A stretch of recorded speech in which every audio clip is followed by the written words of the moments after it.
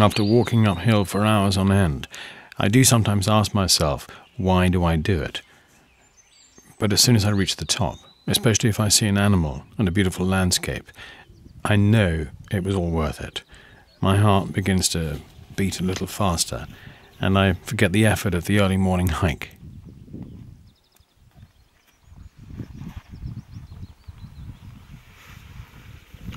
I always have expectations when I go into the mountains, but it's not the end of the world if I don't get a photo.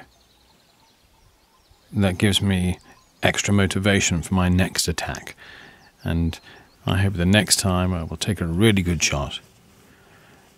I don't care how many photos I bring home. The main thing is that there is one where I say, wow.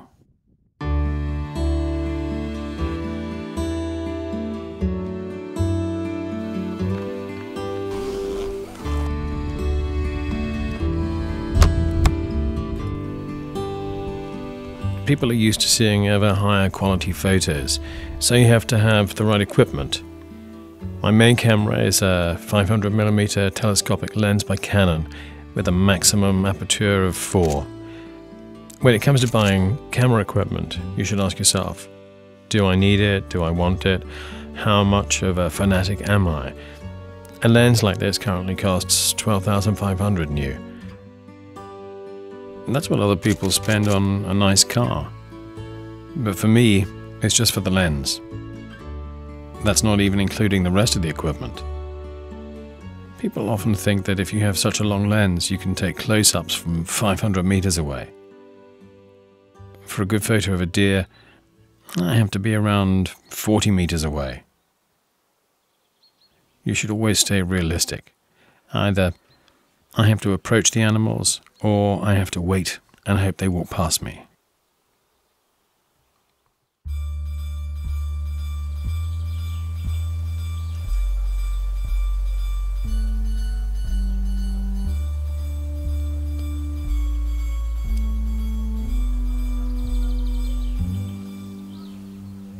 My big dream has always been to capture a buzzard as it prepares to land. Birds of prey are very shy animals, of course. They have very sharp eyes and see you way before you see them.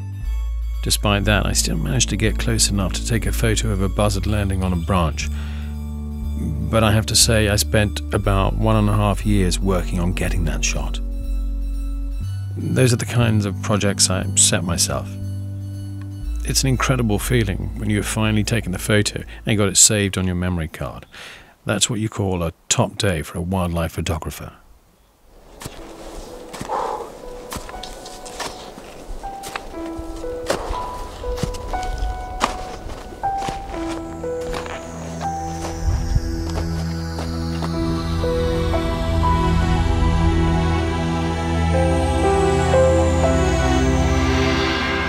When it comes to taking photos in the mountains, everything changes in winter. As everyone knows, we have a lot of snow. The most difficult thing in winter is that animals are much less active in order to save energy, because it is much harder for them to find food. Of course, I have to be careful that I don't disturb them and prevent them from resting in winter.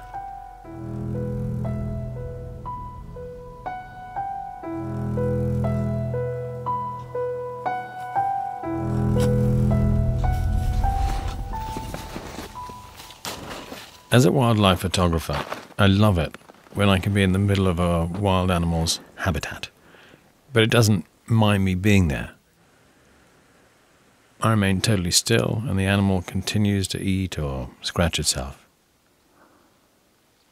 It is things like those which are the reason why I don't want to encroach on the animals. Instead, I want to enjoy and capture the mountains and the animal world as they are. A good example is the black grouse, which settled down on a rocky outcrop and began to sing as the mist rose up from the valley below. Those are the moments when I begin to get goosebumps.